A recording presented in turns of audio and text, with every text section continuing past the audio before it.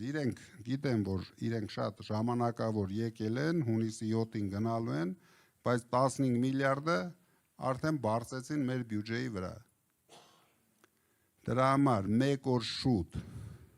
ազատվենք այս իշխանությունից,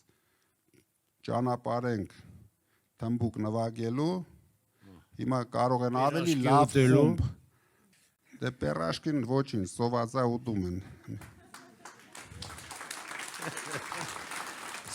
Սոված մարդը ամեն ինչ ուտում է, դրա համար համարենք, որ դա նորմալ է։